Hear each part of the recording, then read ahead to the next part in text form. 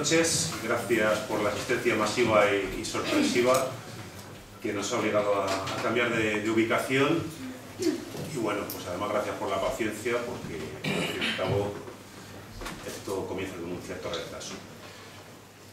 Por no alargarme mucho, ya hemos esperado mucho para que nos hable Manolo, y simplemente deciros que este es el acto de presentación del Frente Cívico en Salamanca.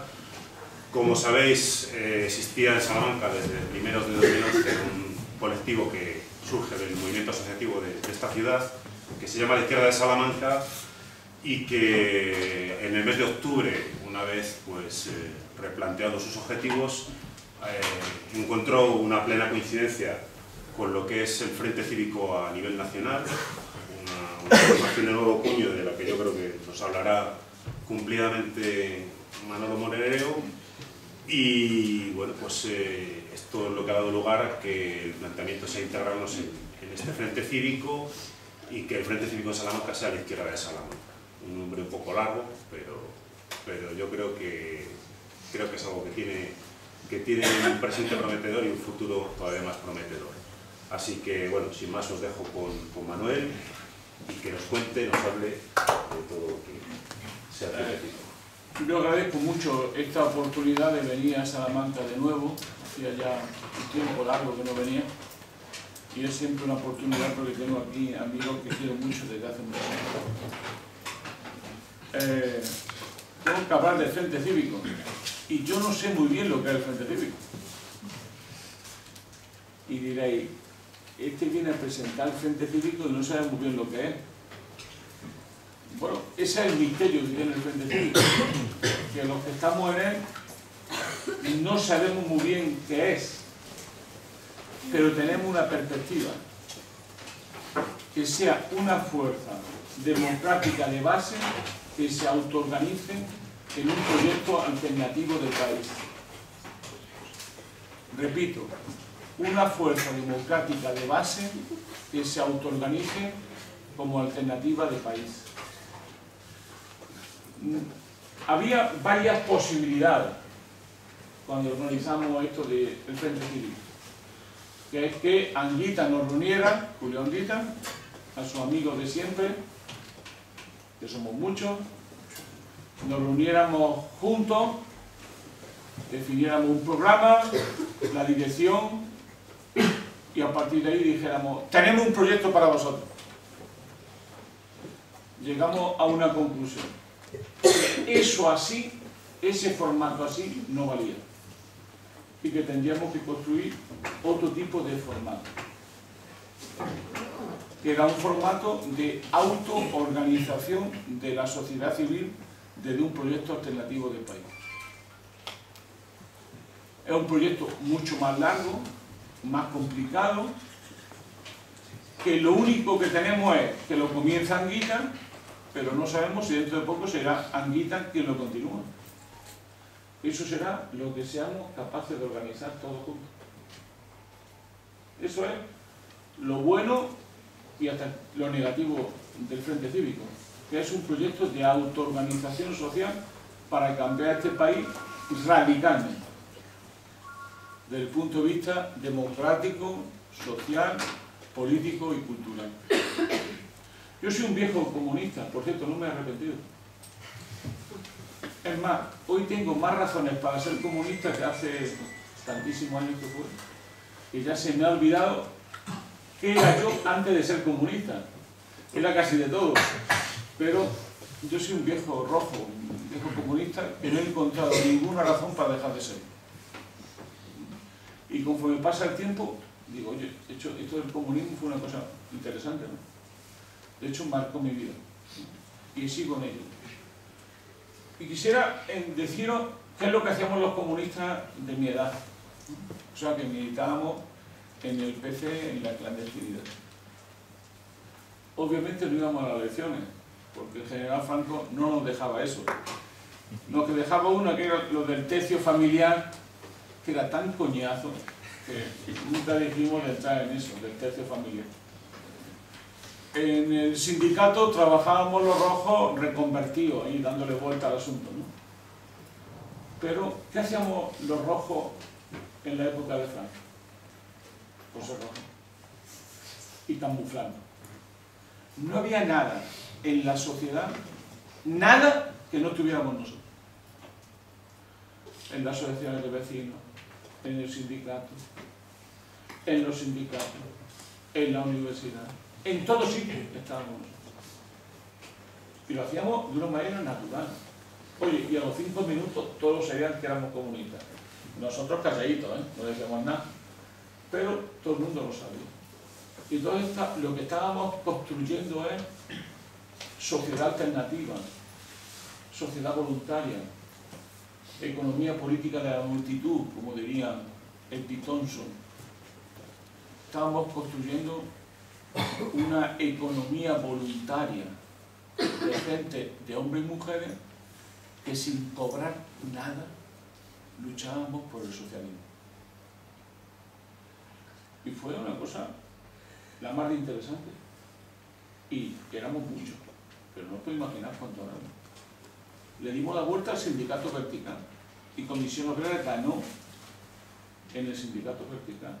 Le dimos la vuelta al sindicato de Franco, le dimos esa facultad. Es decir, nosotros todos lo que hicimos fue construir una contraorganización social y pensamos, cuando llegue la democracia, pues seremos aún más fuertes, porque tendremos la contraorganización social y encima el trabajo institucional. Las elecciones municipales, las elecciones sindicales, las elecciones regionales, las elecciones nacionales, y seremos más grandes y más poderosos. No fue así. No fue así. Primero, las primeras elecciones, no voy a entrar del papel del Partido Comunista en la transición, si queréis podemos hablar luego. Las primeras elecciones no fueron muy buenas. Tuvimos el 10% de los votos. Y los que llevaban 100 años de honradez y 40 años de desaparición, sacaron el 20 y tanto, cerca del 60. Y nos quedamos con la boca abierta y dijimos, ¿qué está pasando?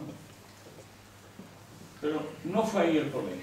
Luego vino las elecciones municipales, las elecciones regionales, y empezaron a pasar cosas que nos extrañaban mucho a nosotros.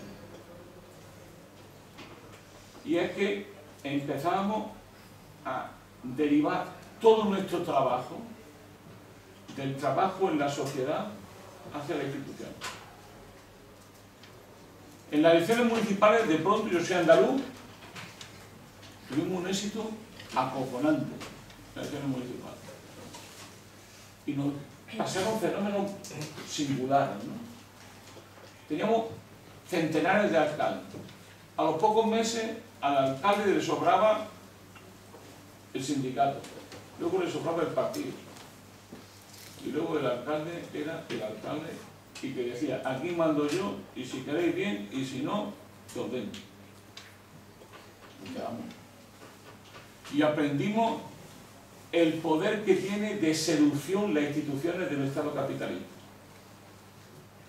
Entonces empezamos a aprender cómo la democracia tiene diversas caras y que la crítica comunista a la democracia era solvente, que era una nueva forma de dominación. Y que además tenía un poder, que era integrar a las clases trabajadoras en el sistema. Y entonces fuimos dándonos cuenta que la democracia no equivalía al socialismo, que podía haber democracia contra el socialismo. Los que mejor hicieron esto fueron los compañeros del Partido Socialista. Lo entendieron perfectamente. Y lo practicaron. Y contribuyeron a este régimen maravilloso que hoy tenemos. ¿Qué quiero decir con esto? Que muchos de nosotros, de las fuerzas que construimos, no fuimos los únicos los comunistas, la democracia en este país, nos dimos cuenta cómo la democracia era también una forma de dominación social. Y que no era el paraíso de nada. Y que además a una parte de nosotros nos integraban en el sistema y a la otra parte la desactivaban. Y que antes estábamos en las asociaciones de vecinos y cuando llegamos a las asociaciones de vecinos decía el alcalde comunista: oye, ¿y por qué estáis en las asociaciones de vecinos si estamos en el poder? Bueno, hay que seguir luchando. Pero ¿cómo vais a luchar si yo soy el poder y soy de los vuestros? Al poco tiempo dejaron de admitir a las asociaciones de vecinos. Ese mismo alcalde te decía 5 minutos después: oye, ¿sabéis que me sobran también los sindicatos? Pues llegaban los sindicatos y decían: oye, hay que reivindicar. ¿Y por qué voy a reivindicar si soy yo el partido? A los 5 minutos le sobraba el partido. Pero ¿cómo vais? Si yo soy el partido. Y luego llegaba 5 minutos después y le decía al partido: yo pongo la lista. La ponemos todos, ¿no? No, yo. ¿Por qué? Porque yo soy alcalde. Y el alcalde tiene poder. No, compañero. Tú estás puesto ahí por el trabajo colectivo de todos nosotros. ¿Tú quién eras antes de ser alcalde? No eras nada. El partido está puesto ahí. Cuando digo el partido es la plusvalía de los obreros. El trabajo de la gente normal y sencilla. Te hemos puesto ahí. Y porque te hemos dado un nombre, tú ahora negocias con nosotros como si fuéramos una contraparte. Y nos dicen que la lista tiene que ser tu amigo y no lo que nosotros decidamos. Estoy contando la historia de nuestra experiencia con la democracia española. Desde el año prácticamente 1997-98 hasta que llegó Julio Anguita a Izquierda Unida. Eso fue. Anguita tuvo esa misma experiencia, Julio Anguita, pero él hizo lo contrario. Porque Anguita, que era un lector de Lenin, con cierta solvencia, siempre pensó que las instituciones son un instrumento de representación, pero también un instrumento de integración en el sistema. Y Anguita dijo: yo estoy en el territorio del enemigo, yo soy la vanguardia en el territorio del enemigo.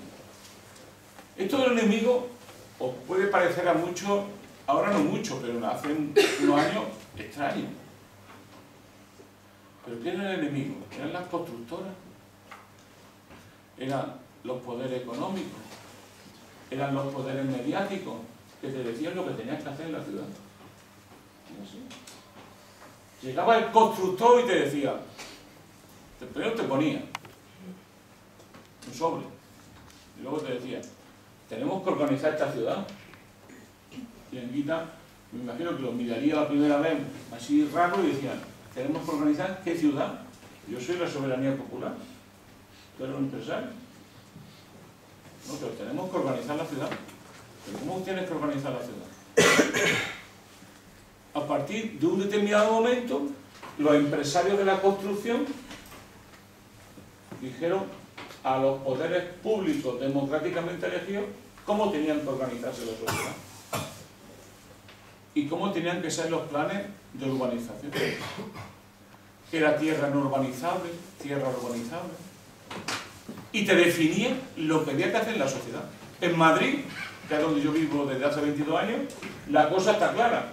Los empresarios se reúnen con Ruiz Gallardón y le dicen: este es el plan de urbanización de la ciudad. Le dan todos los recibos del mundo, o sea, toda la financiación individual o personal para su partido, para él, y luego él ponía en un plan que llevaba al ayuntamiento la urbanización de la ciudad. Y la Ciudad de Madrid la ha organizado desde siempre los empresarios en torno al alcalde. La pregunta es: ¿y la soberanía popular? ¿Y la democracia qué es? La que refrenda lo que en el ámbito privado organizan los poderes económicos. Eso no fue así en los primeros años. En los primeros años, en los poderes políticos y democráticos tuvieron mucha fuerza. Pero 4 o 5 años después empezaron los poderes económicos a dictar sus demandas y convertirlas en dirección política del país. En democracia, que es la democracia siempre un órgano de clase, siempre es un órgano de clase. El problema es muy simple. ¿Cómo mandan los que no se presentan a cada elección? Oye, por cierto, que siempre mandan. Aquí construyeron algo perfecto en España, que fue el bipartidismo como sistema de dominación. Dos partidos que estaban de acuerdo en lo fundamental, que dirimían en lo accesorio y que todos reflejaban a los poderes económicos y mediáticos dominantes, el Partido Socialista y el Partido... Al final, siempre se hacía lo que estos partidos decían. ¿Y qué decían? Lo que le decían al oído los poderes económicos. Y diréis, qué exageración. Hace 10 años me lo hubiese dicho. Hasta hace 5 años. ¿A qué hoy no me lo decís? Eso es lo que estamos viviendo. ¿Por qué? Porque cuando llegan las crisis del capitalismo, la explotación se nota tanto que aparece como algo visible. Esa es la diferencia. Cuando el capitalismo crece y puede seguir repartiendo, la explotación no se nota, o se nota menos. Y tenemos que ser los rojos los que estamos diciendo, cuidado que detrás de eso está la explotación, detrás de eso están los intereses de la banca, detrás de eso están los intereses de las multinacionales, detrás de eso están los poderes económicos. Y todo el mundo tiene que decir, joder, es difícil esto, ¿no? Porque tenemos que desvelar la realidad. Cuando llega la crisis, no hay que desvelar la realidad está. Y ahora todos sabemos que tenemos que pagar nosotros la fiesta del capital financiero en este país en los últimos 12 años. ¿A dónde quiero llegar? Antes de llegar a esto. Quiero llegar que la mayor burbuja que ha vivido este país ha sido la burbuja mental, no inmobiliaria. La mayor burbuja que hemos vivido está aquí. Que es que nos creímos lo que nos decían.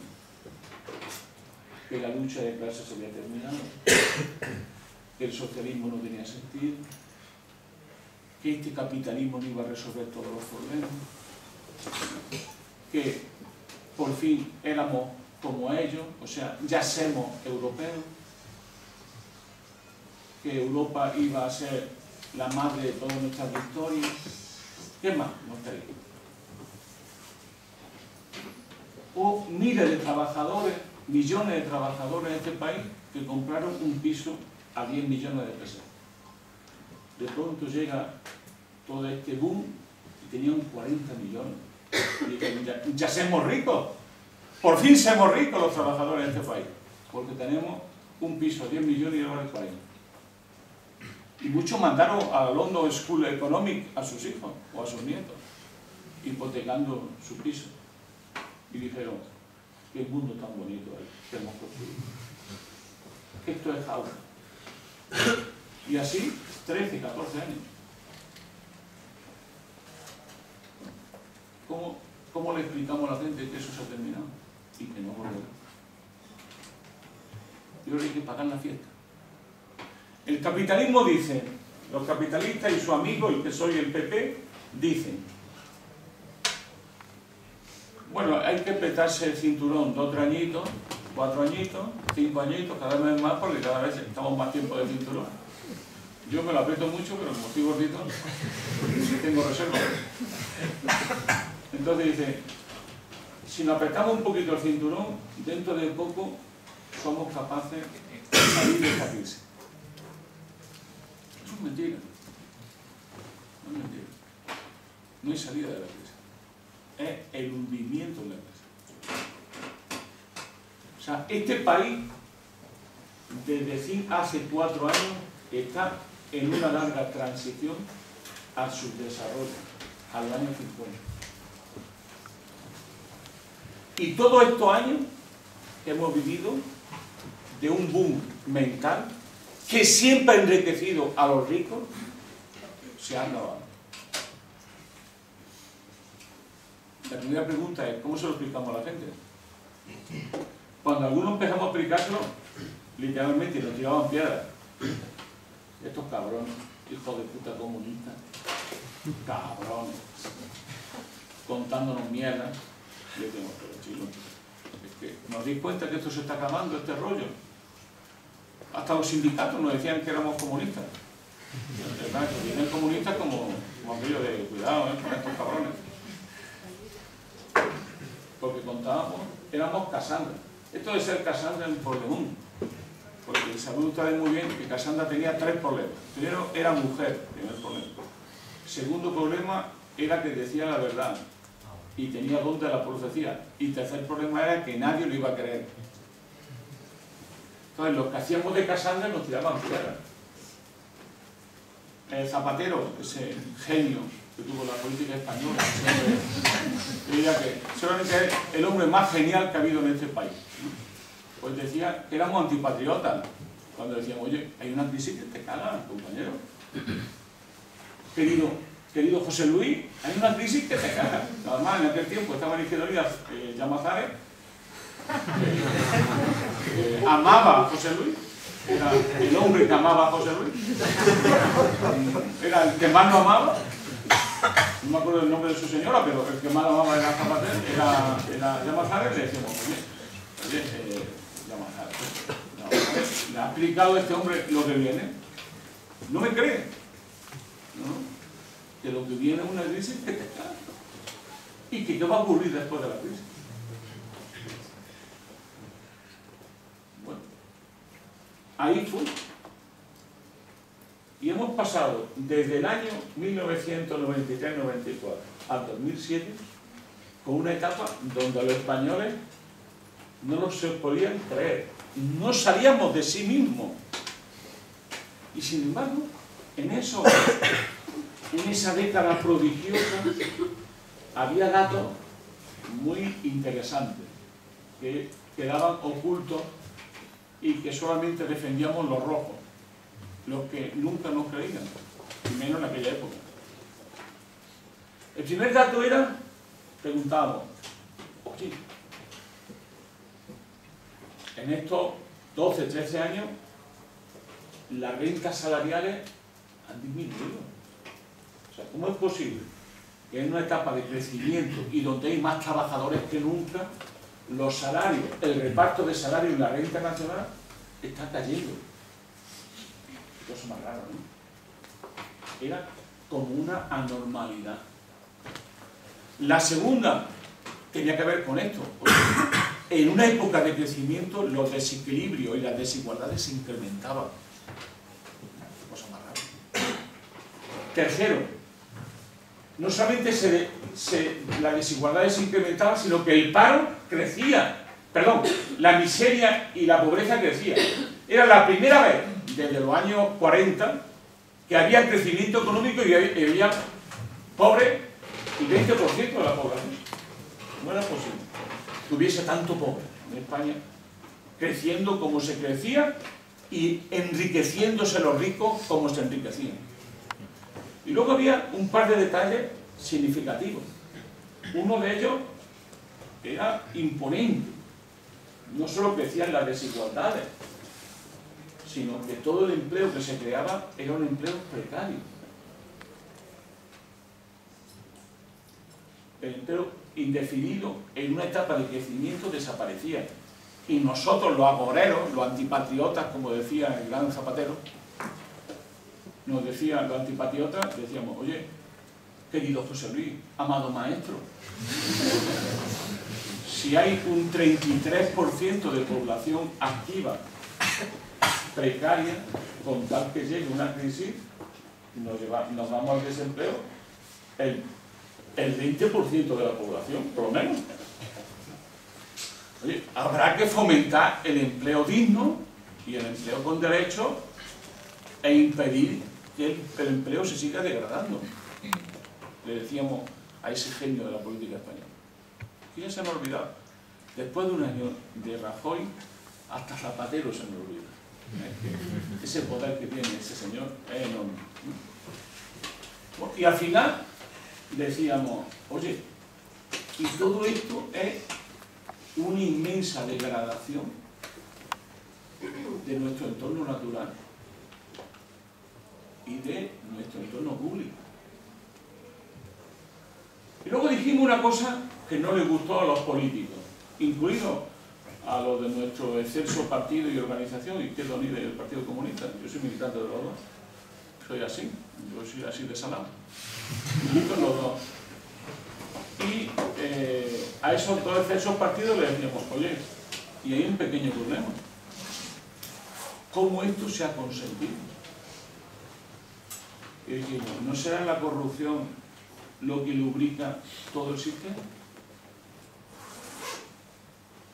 Es decir, que las constructoras, el capital financiero y el capital mediático de los medios de comunicación tienen secuestrada la democracia.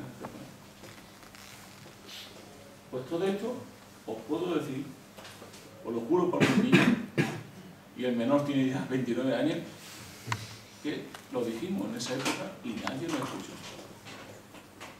Nadie nos escuchó.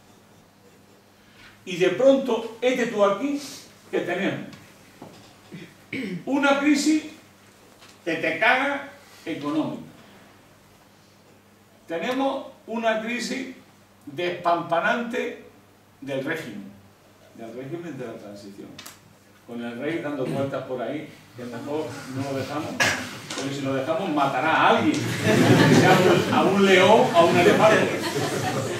Luego tenemos una crisis profunda del régimen y luego tenemos una crisis de Estado, que es que algunos no se consideran ni parte de este Estado y se quieren ir corriendo a ver quién llega antes. ¿A dónde? Pero quién llega antes. Y luego tenemos una crisis de la política, que es que la gente no se cree esto de la política. Es más, no creen a los políticos. Y sospechan que la mitad son vendidos y la otra mitad corruptos.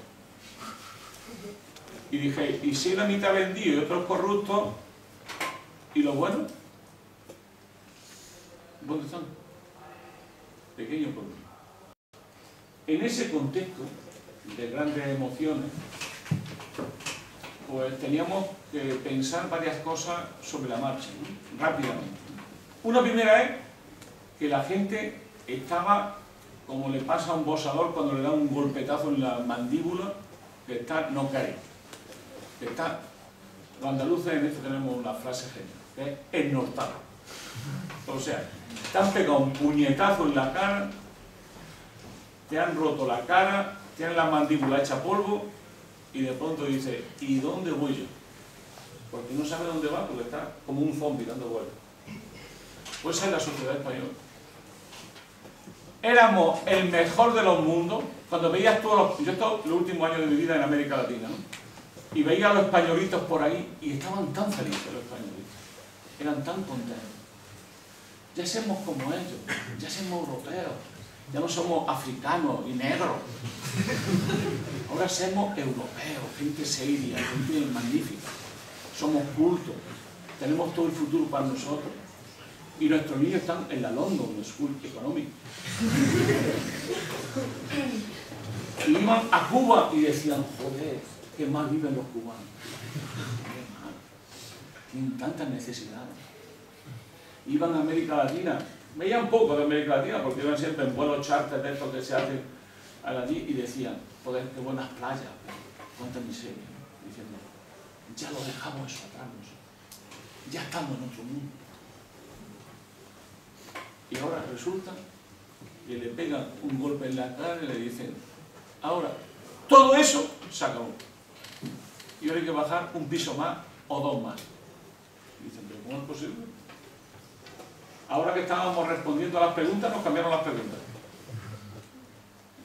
Bueno, en ese contexto de choque nacional y de depresión nacional, surge el Frente Cívico. Frente Cívico, o sea, tratamiento terapéutico para superar el choque nacional. sea, la mejor manera de definir el Frente Cívico es una terapéutica, una terapia para superar el shock nacional que vivimos. Imagínense ustedes, ¿no? Tenemos un enfermo en la cama, con una depresión de enorme dimensión, que no se encuentra a sí mismo. ¿Qué tenemos que hacer con un enfermo? La primera es saber qué le pasa. Y el enfermo sufre y llora. Creí en un mundo que ya no existe. Y ahora me dicen que tengo que volver no a vivir como mis padres, sino intentar vivir como mi abuelo y a ser posible con mi abuelo, porque muchos viven de la pensión del abuelo. El enfermo está en unas condiciones psicológicas bastante jodidas. ¿Cómo le explicas que ya no va a vivir con su padre y que el ser miliorista es una etapa superior de la civilización? Ahora tiene que saber que lo suyo es por debajo de ser miliorista. Y diréis, pero hay más bajo, siempre hay más bajo y aún se puede bajar más. Entonces tiene un enfermo ahí. La segunda es un enfermo que no entiende lo que está pasando. No entiende qué le está pasando a ellos, a su familia, a su hermano. ¿Cómo le explican lo que está ocurriendo? Y en tercer lugar, no sabe cómo salir del atolladero. Pues bueno, el Frente Cívico es el psicólogo que todos necesitamos para salir. ¿Qué es la primera cosa que hay que decirle a la gente? La verdad. Tiene una enfermedad que te caga. Es más, de esta enfermedad no se sale fácilmente. Este país ha vivido bajo una dictadura de los mercados durante 13 años, que ha tenido como instrumento fundamental un determinado modelo de crecimiento que ha pinchado. Y que ahora ese modelo de crecimiento pone en crisis la economía, la vida política y social del país. Así es. En eso todo el mundo está de acuerdo. El modelo productivo que se generó durante la transición política, es decir, durante Felipe González, José María Aznar, el gran Zapatero genio de las noches, y ahora el gran Rajoy, todo ese modelo productivo ha entrado en crisis irreversiblemente y no volverá. Eso es lo primero que pienso. Segundo,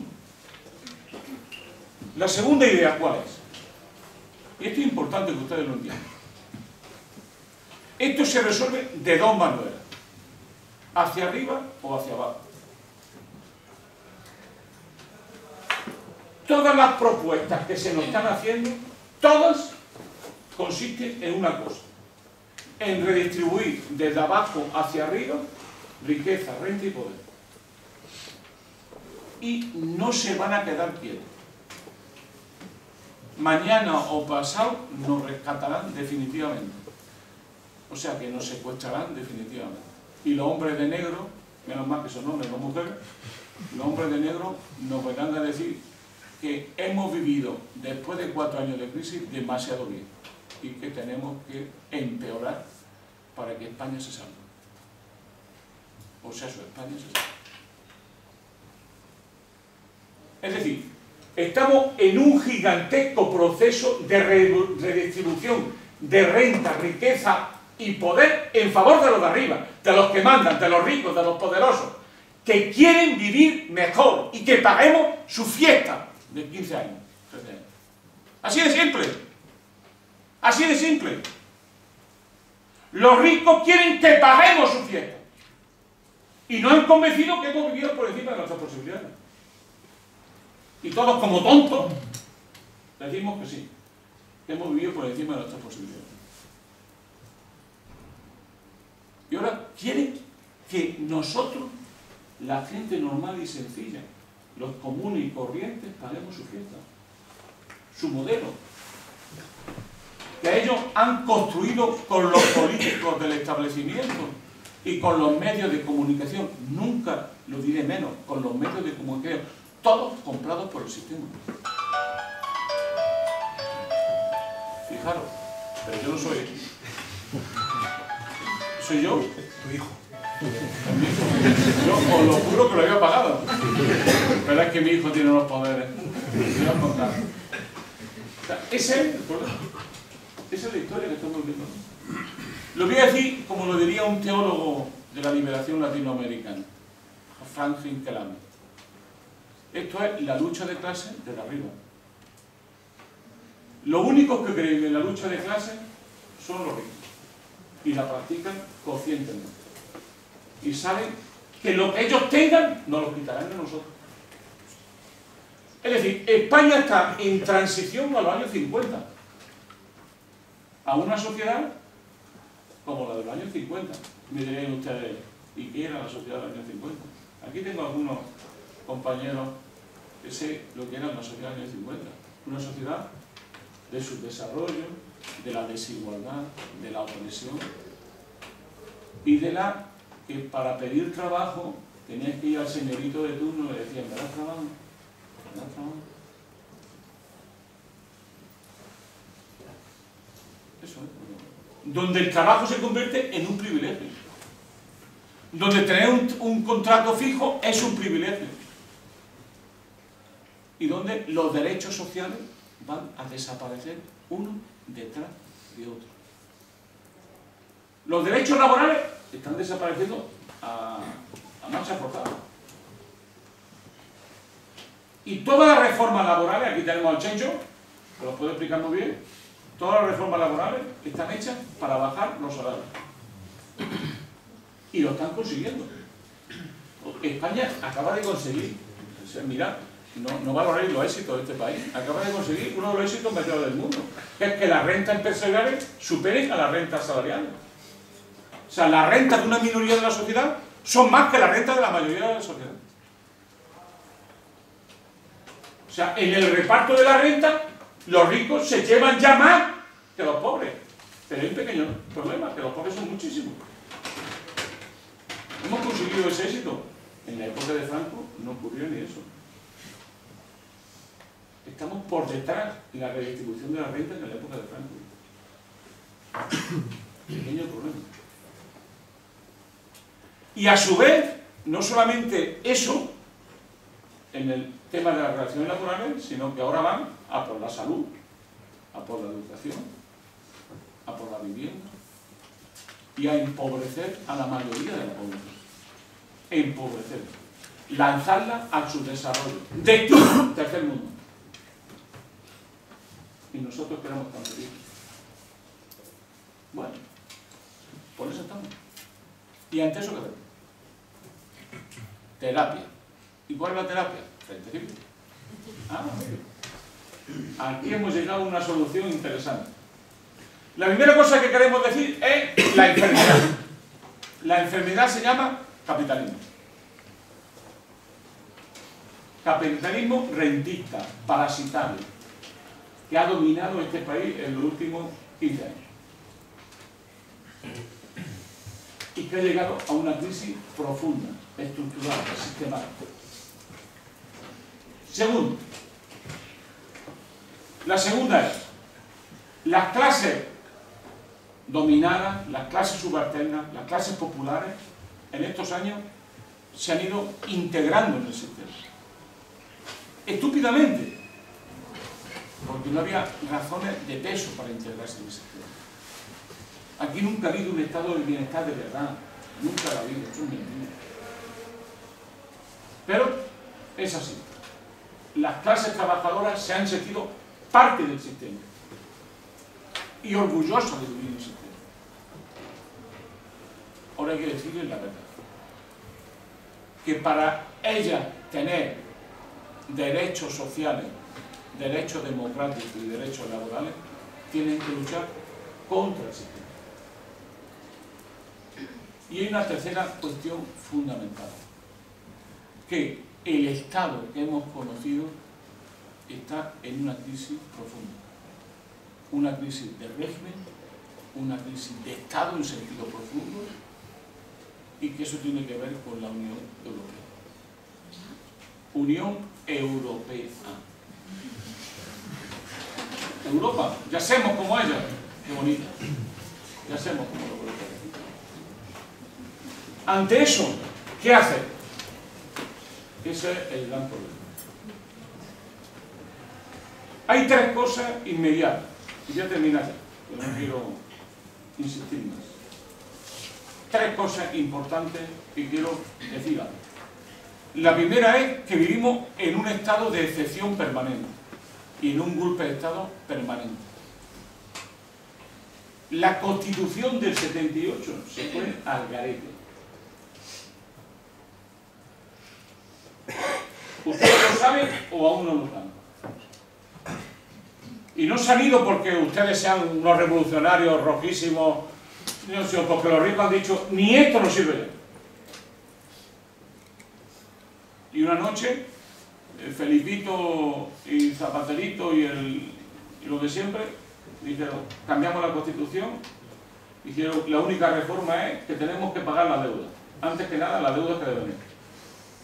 Esa es la única reforma que ha habido en esta Constitución.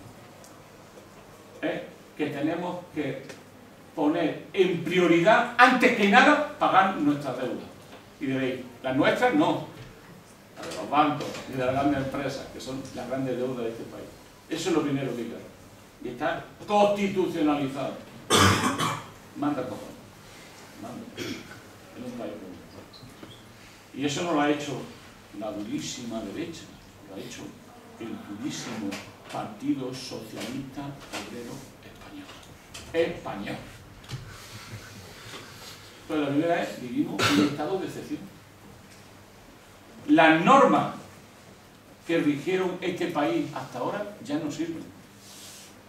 La han liquidado los de arriba, no nosotros. La han liquidado los de arriba.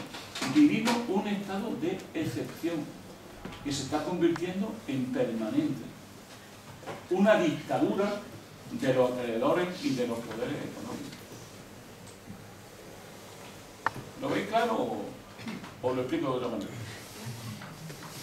La segunda cuestión va unida a esa. O sea, la vida pública se va degradando hasta límites increíbles. Ayer, uno de los grandes genios de la política europea y mundial, llamado Berlusconi, dice, me presento. ¡Ah! Es la tragedia más grande del mundo. Se presenta, entra en crisis. Y diréis todo, Berlusconi debe de ser un rojo peligroso, ¿no? Berlusconi es más de derecha que el Capitán Trueno. Y Monti, ¿quién es Monti?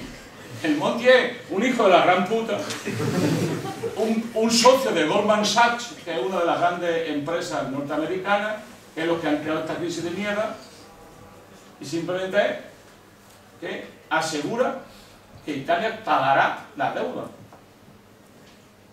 Entonces llega, se presenta Monti, y entonces digo, oh, qué bien. Oye, pero a Monti no lo ha elegido nadie.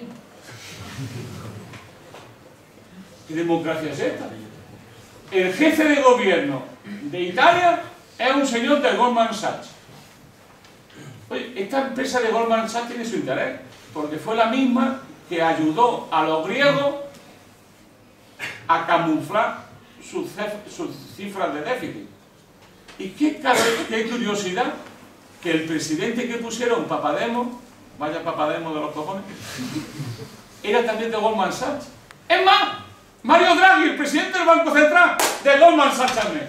Hombre, son todos amigos. Y Papademos tampoco fue elegido democráticamente. Llegó un grupo de locos ahí, se llamaba Syriza. Dijeron los de Syriza, queremos gobernar. Y no pagamos nada de esto que están diciendo y queremos invertir la tendencia. Uy, los mercados se pusieron nerviosísimos. La prima de riesgo subió. Fíjense ustedes han vivido tantos años sin prima de riesgo. Y ahora todos, oye, ha subido la prima de riesgo que te caga. Y tú dices, oye, tiene que ver mi salario miniorista o miniorista con la prima de riesgo del país. Te dicen, dramático. Esto es la masa. Bueno, ahora resulta que el compañero Berlusconi, ese gran amigo del proletariado universal, se quiere presentar a las elecciones. ¿Qué cojones? Se presenta a las elecciones y la prima de riesgo enloquece. Compañero, vamos a ver. Esta mañana el compañero Berlusconi, qué izquierdista, esta vez me gusta más, dice, esto de la prima de riesgo es un invento de Merkel. Parte de la verdad. Pero llega Monti y da, como era un profesor serio, una persona seria, de hombre, y dice, no, eso es lo que valoriza y da la medida y el precio de la estabilidad del mercado. O sea, que los mercados son los que determinan esos mercados, los que determinan la democracia de nuestro país, el precio de nuestra moneda, el destino de nuestro país. Qué bonito, qué bonito. Entonces, fijaros lo italiano, tenéis que elegir entre Berlusconi y el camarada Monti, y que los dos son unos pedazos de la gran puta, que lo único que quieren es explotar sus pueblos y vivir como Dios. Bueno, pues esa es la segunda cosa que yo quería contarle a ustedes. La segunda conclusión es que estamos en manos de mangantes, de ladrones. ¿Cómo le explico yo a ustedes que nuestros políticos y que nuestros economistas de cabecera son unos ladrones que en cualquier país serio tenían de la cara? ¿Cómo se lo explico yo? Yo lo digo aquí, me están grabando, ¿no? Y además lo vamos a publicar, lo vamos a meter en la red, ¿no? Pues lo digo abiertamente. Nuestros políticos, A. Nuestro economista de cabecera, B. Y el resto son unos ladrones, unos criminales, unos delincuentes, que están jugando con los derechos de las personas normales. Y para que la cosa... Y todo eso legitimado por su majestad el rey, que es el jefe de la corrupción. Lo digo para que se note que es su majestad el rey Juan Carlos I de España y V de Alemania para poder es parte de esta corrupción. Pero ustedes lo saben, ¿no? Pues yo se lo tengo que contar. Y la última cosita que hay es la siguiente. O sea, como fíjense ustedes, eso de la democracia es pues, algo, como decíamos los viejos marxistas, una cuestión formal. O sea, aquí tenemos que votar lo que nos dicen los mercados que tenemos que votar. Y si no, nos amenazan con el apocalipsis. Imagínate, un griego que dice, yo llevo 4 años en una crisis que te caga. Votamos a Syriza. Y rápidamente aparece alguien que dice, si votas Syriza, los mercados te van a fumigar, te van a sacar del euro y te van a mandar, bueno, al Pleistoceno superior. ¿Quién coño vota en esas condiciones? Es más, salir a votar es casi un ejemplo, ¿no? Que digo, bueno, pues esa es la democracia. Tenemos una democracia de cartón de piedra. Y luego hay otra cosa más interesante todavía, que es lo que aquí hay mucho, ¿no? Aquí hay esta joven, que claro, un político que habla joven. ¿Y cuál es vuestro glorioso futuro? Aparte de emigrar lo más posible a Alemania.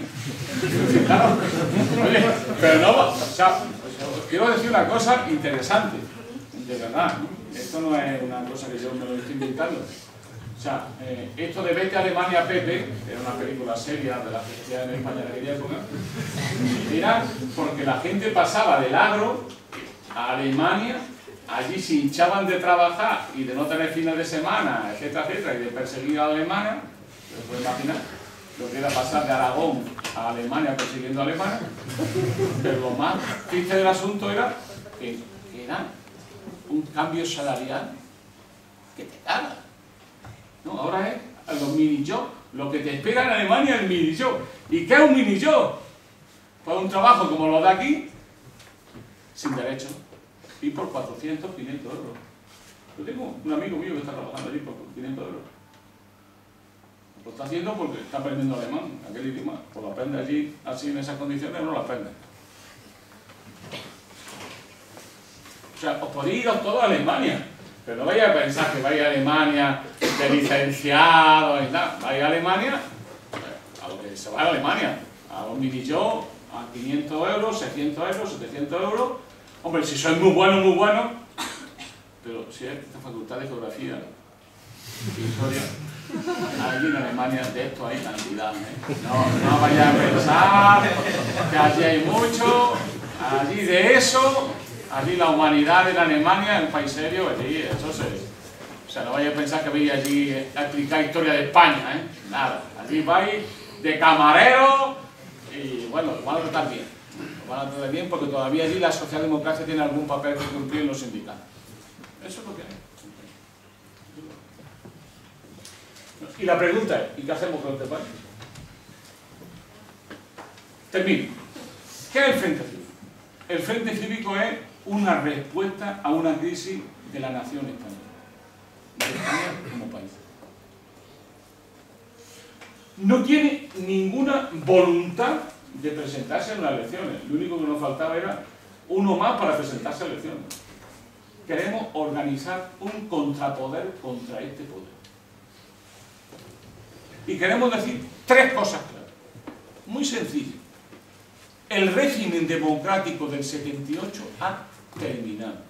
Y no ha terminado porque seamos tan izquierdistas que hemos superado aquello. Ha terminado porque los ricos han dicho, se acabó. Ni esto os vamos a dar ya. Esa es mi idea. El régimen del 78, las libertades democráticas, sociales, culturales e individuales, se ha terminado. Y no volverá. Así es. Seguramente necesitaréis otro año más de crisis. El año que viene va a ser espectacular. O sea, ya os anuncio que el año que viene os vais a enterar que vale un paño. Hay algunos que hablan de 29% de paro, ¿eh? 29% de paro. 29% de paro. Y un año más como este es como aquella cosa, es decir, se murió de pulmonía, no, de pulmonía no te mueres. Ahora bien, si llevas 5 años de enfermedad, cuando llegue te morirás de un resfriado. ¿Por qué? Porque el cuerpo ya no te aguanta. O sea, cuando todos los colchones sociales se terminen como se están terminando, dentro de un año más estaremos en condiciones terribles. Ellos lo saben. Por tanto, la idea es, el pasado no volverá y el régimen político del 78 se ha terminado. Y no por nosotros. Ante eso, cabe dos opciones, que es la transición, como algunos hemos escrito, hacia una democracia oligárquica, que es esta, que es la democracia oligárquica, que es la democracia ordenada, dirigida y organizada por los que tienen dinero. ¿No es eso el régimen que hay aquí en España? De verdad, estoy exagerando. Los que mandan en este país, ¿quién son? Los que tienen el dinero. A los que estamos ayudando, ¿quién son? Los que tienen el dinero. Los bancos que estamos rescatando, ¿quién son? Los que tienen el dinero. Y encima nos mandan. Ponemos nosotros el dinero y encima nos mandan. Y es más, y no han parado de mandar. Por tanto, esa es la segunda idea. O sea, España está transitando hacia una democracia meramente de fachada, donde los ricos imponen sus criterios a las fuerzas políticas. Ahora, el PSOE va de gallito por ahí diciendo, uy, los derechos sociales, los derechos sociales. Pero cuando mandaban, joder, menos mal que se fueron rápido. Luego llegaron estos y dijeron, no vamos a hacer nada de lo que han hecho ellos. Joder, lo están haciendo todo y mucho más peor. Mucho más peor, como dicen mis tierras. Entonces, ante eso, ¿qué es lo que notamos nosotros? Notamos que las fuerzas políticas, incluida la que yo milito, nos estamos quedando secos ante esta perspectiva. Y que hace falta ir más allá. Por eso he empezado hablando de lo que éramos los comunistas en la transición. tenemos que organizarnos como un contrapoder social. Tenemos que crear poderes sociales, mecanismos de intervención pública más allá de las elecciones, en nuestra vida cotidiana, en las facultades, en los barrios, en las universidades, en las fábricas, en los organismos públicos. Tenemos que crear un poder popular y plantearnos, no tardando mucho, un proceso constituyente en nuestro país. Es decir, la única manera de superar esta crisis del régimen es un proceso constituyente. Es decir, que el soberano decida qué tipo de sociedad quiere y cuáles son las reglas. Y no se vayan ustedes a pensar, les tengo que dar una mala noticia, el soberano son ustedes, no el rey. Mira por dónde. Ustedes son el soberano. Si ustedes se creen que son el soberano, tendrán que ejercer la soberanía popular, que es el poder constituyente, que por definición es inalienable, indelegable y permanente. Así lo definió el camarada Rousseau, y no estuvo mal. Ustedes tienen que hacer una cosa importante. Se llama ahora la modernidad, se llama empoderamiento, manda cojones. Pero bueno, tener poder popular, organizarse. ¿Y qué queremos nosotros desde el Frente Cívico? Primero, no nos presentamos a las elecciones para que ustedes no nos confundan. Porque dirán, estos vienen a por votos. Nosotros no queremos votos. Nosotros queremos que ustedes se empoderen de sí mismos. Es decir, que ustedes se organicen y definan un poder popular alternativo al poder que están definiendo las fuerzas políticas mayoritarias bajo supervisión de los poderes económicos dirigidos por la Troika. La Troika. Vaya nombre. ¿Y para qué? ¿Hacer qué cosa? Para que ustedes definan qué tipo de sociedad quieren. Para definir qué orden social quieren. Para que definen qué tipo de relación hay entre la economía y la política, entre la economía y la sociedad. Para que garanticen o no los derechos sociales.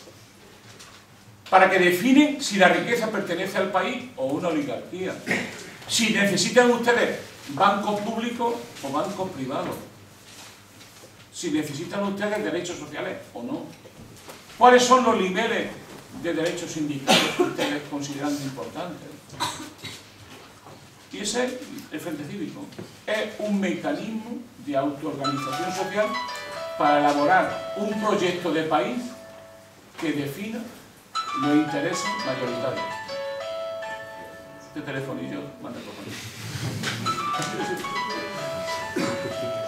Y yo lo voy a pagar, te lo juro. Pero eso es la CIA. La CIA que me está interviniendo.